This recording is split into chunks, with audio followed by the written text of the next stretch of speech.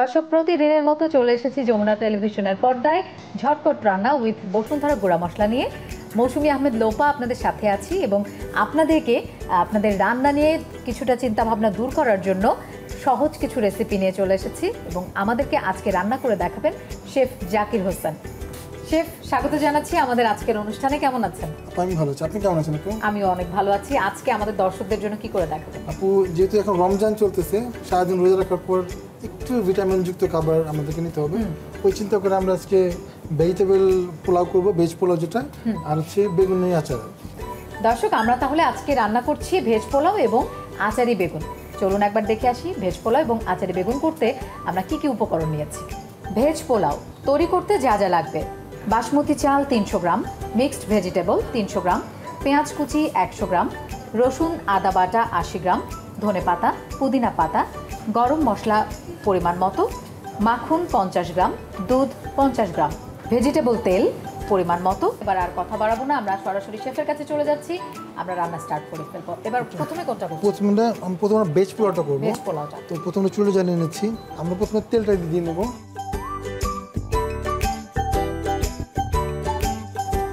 প্রথমে তেলটা দিয়ে নিলাম। তেলটা গরম হতে হতে আমরা মিক্সড গরম মশলা, যেটা পরিমাণ মতো পেঁয়াজ কুচি,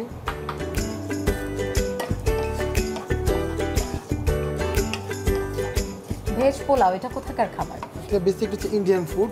ইন্ডিয়ান ফুড, অনেকটা ফ্রাইড রাইসের ফরম্যাটে করা, বাট একেবারে হেলদি খাবার। যে ধরনের ভেজিটেবল থাকে না কেন, সেই ধরনের ভেজিটেবল অ্যাড করা যাবে। আমরা পেঁয়াজটাকে একটু ব্রাউন করে ভেজে ব্রাউন নেব। করে আচ্ছা, এরপর একে একে আমরা সবগুলো দিয়ে মশলা দিয়ে থাকবো। হ্যাঁ, ওকে, এখন আমরা কমন নয় জিঞ্জার গার্লিক পেস্ট দিয়ে দেবো। আমরা একসাথে আদা আর রসুন বাটা নিয়েছি, তাই না? আচ্ছা, আমরা 1 বাই 1 স্টেপ দিতে থাকবো। ধনে গুঁড়ো, আমরা বসুন্ধরা ধনে গুঁড়ো দিচ্ছি। বসুন্ধরা গুঁড়ো মশলা কিন্তু একেবারেই প্রকৃতি হতে আপনার হাতে এসে পৌঁছেছে।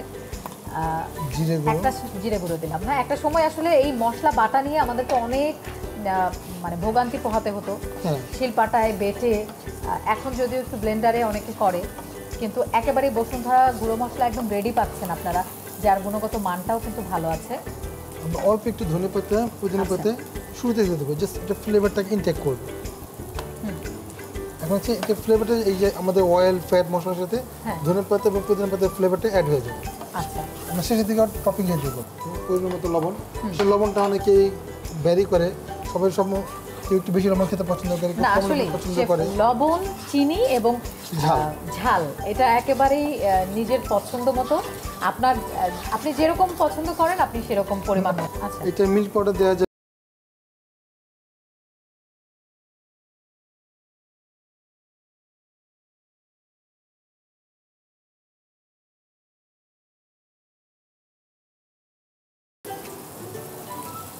আর বাটার ইউজ করলে তো এটার মানে অ্যারোমাটা আরো বেশি সুন্দর হবে। আমরা 2 পর্যায়ে ব্যবহার করবো। এটা আমরা বাটার শেষের দিকে আবার দেবো। এটা সুন্দর একটা অ্যারোমার জন্য ওয়েট করবো। যখন এই অ্যারোমাটা রিলিজ হবে তখন আমরা পানি দিয়ে, এখন হচ্ছে আমরা আমাদের মিক্স ভেজিটেবল দিয়ে দেবো। আমরা ভেজিটেবলগুলো কিন্তু কোনো বয়েল করে নিই না, সরাসরি ফ্রেশটা দিয়ে। এখানে আছে ক্যারট, ক্যাপসিকাম, কর্নফ্লাওয়ার আমি দিয়ে দেবো। দর্শক, যে ঘরের যেই ভেজিটেবল অ্যাভেলেবেল থাকবে, যদি কারো ঘরে ক্যাপসিকাম না থাকে দেওয়ার দরকার নেই, ম্যান্ডেটরি না, যেটা দিতেই হবে। এই যে বললাম না ভেজিটেবল স্টক, এখন এই যে ফ্রেশ ভেজিটেবল থেকে একটা স্টক তৈরি হবে। আমরা কি এটা ঢেকে দেবো? না, ঢেকে দেবো না, আমরা কিন্তু পানি দেবো।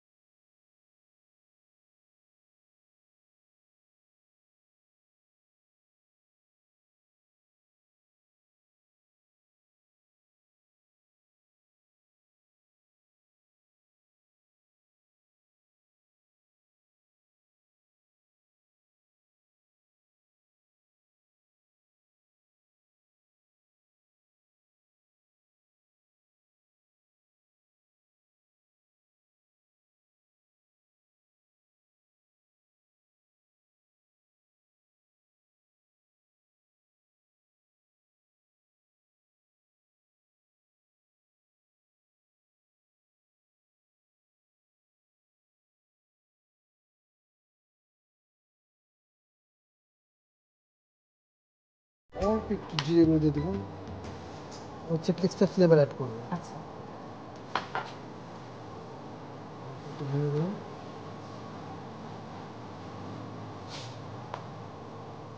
একটা বেশি দিন সেগুলো কোনো রকম ঝালের ব্যবহার একদম কিছু নেই, একেবারে ঝালের ব্যবহার নাই। তবে যদি দর্শক কেউ স্পাইসি খেতে পছন্দ স্পাইসি করে খেতে পছন্দ তাহলে গ্রিন কাঁচামরিচ চিলি দু একটা, হ্যাঁ। অ্যাড করা যায়। শেফ, এটা তাহলে হতে থাক, আমরা ঢেকে দিই। হ্যাঁ। আমরা এই ফাঁকে একটা বিরতি নিয়ে আসি হ্যাঁ, দর্শকের sure. কাছ থেকে।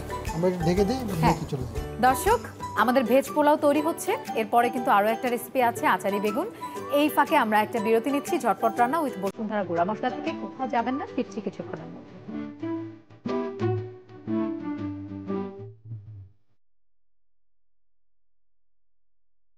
দর্শক, আমরা আবারও ফিরে এলাম ঝটপট রান্না উইথ বসুন্ধরা গুঁড়া মশলাতে। লোপা আছি আপনাদের সাথে, আমাদের সাথে শেফ জাকির হোসেন আছেন। আমরা ভেজ পোলাও তৈরি করছিলাম, আমাদের এটার কি অবস্থা? এটা অলমোস্ট ডান, আচ্ছা। প্লেটিংয়ে যাব। হ্যাঁ, এই যে পানিগুলো শুকিয়ে গেছে। অলমোস্ট ডান, হ্যাঁ, অলমোস্ট ডান, কালারফুল। আমরা এবার এটা সার্ভ করব।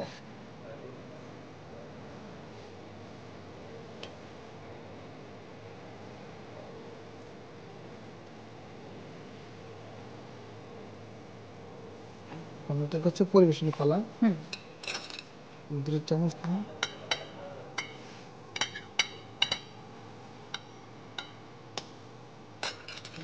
আমাদের এখানে কিছু ফ্লাওয়ার্স করা আছে, এদের একটু ফ্লাওয়ার্স আমরা এখানে গুজিয়ে দেবো।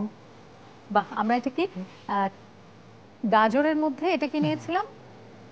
গাজর, মরিচ, কাঁচামরিচ, হ্যাঁ। কাঁচামরিচ। যেটা আমরা কোচিং ব্যবহার করি নাই। আচ্ছা। যদি কেউ দর্শক পছন্দ করে হ্যাঁ। যে আমি ঝাল খেতে পারি, সেখান থেকে এটি গাজর নিয়ে খেতে পারবে অ্যাজ এ বাহ। সালাদ হিসাবে। আমরা এখানে একটু লেমন অ্যাড করে দেবো।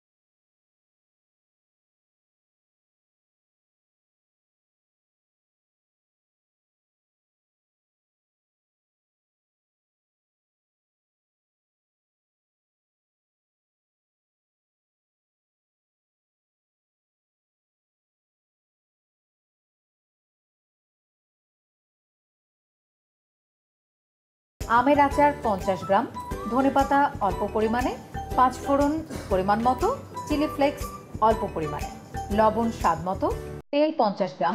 দর্শক, আচারি বেগুন করতে আমরা যা যা নিয়েছি আপনাদের জানিয়ে দিলাম, এবার রান্নায় চলে যাই। শেফ, তো আমরা চলে যাবো হচ্ছে প্রথমে অয়েল। আসলে এই এই ভেজিটেবলের সাথে তো একটু চিকেন, একটু মাটন, একটু বিফ হলে ভালো হয়। এখন চিকেন, মাটন, বিফ থেকে যে প্রোটিন আমরা পাই, সেটা যদি আমরা ভেজিটেবল থেকে নিতে পারি, তাহলে আমাকে আর ওই রেড মিট যেতে হচ্ছে না। আমরা দিয়ে দিচ্ছি প্রথমে হচ্ছে অনিয়ন। এটা কিন্তু খুব চট জলদি হয়ে যাবে, কারণ বেগুন রান্না হতে খুব বেশি সময় লাগে না, কিন্তু খুব অল্প সময় হয়ে যায়। আর বেগুন কিন্তু চোখের জন্য খুবই ভালো, চোখের যাবতীয় যে অসুখগুলো আছে।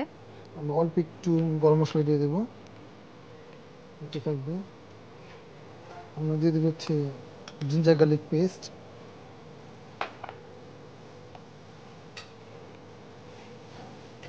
হতে থাকবে। এটা খুবই দ্রুত হয়ে যাবে, কারণ সারাদিন রোজা রাখার পরে ইফতারের যে শেষ সময়টুকু আমার হাতে কিন্তু খুব কম সময় থাকে। তো ওই সময়টাতে চিন্তা করে কিন্তু আমাদের এই ঝটপট রান্নার রেসিপিগুলোকে চুজ করা। আর শেফ, সত্যি কথা বলতে শুধুমাত্র সময়ের জন্য না, সারাদিন তো আমরা না খেয়ে থাকি রোজায়, তো শরীরটাও কিন্তু ক্লান্ত হয়ে যায়, তখন হ্যাঁ, কিন্তু অত বেশি রান্নাও করতে করতে ইচ্ছা ভালো করে লাগে না, না। হ্যাঁ। হ্যাঁ।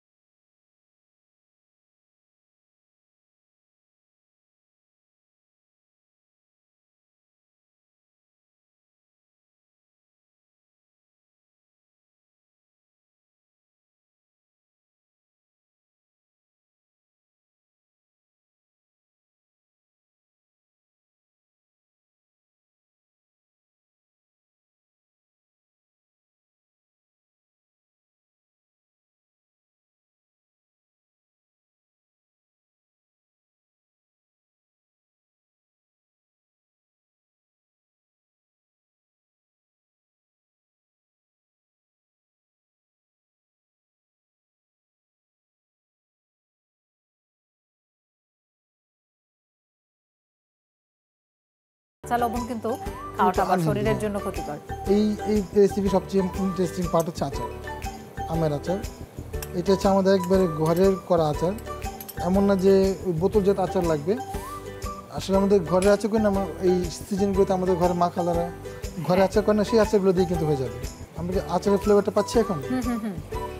আর পাঁচফোড়নের ফ্লেভারটাও তো আসছে। আমি এখন সুন্দর শেফ, এটা তো কিছুক্ষণ আমরা মশলাটা তো অল্প আছে, কিছুক্ষণ রেখে দেব। হ্যাঁ, তাহলে আমরা এই ফাঁকে আরো একটা ব্রেক নিয়ে আসি। দর্শক, আমরা আচারি বেগুন তৈরি করছি, মশলাটা আমাদের কষাতে কিছুক্ষণ সময় লাগবে, একটু অল্প আছে আমরা করব। এই ফাঁকে ঝটপট রান্না উইথ বসুন্ধরা গুঁড়া মশলাতে আরো একটা বিরতি নিচ্ছি, কোথাও যাবেন না, ফিরছি কিছুক্ষণের মধ্যে।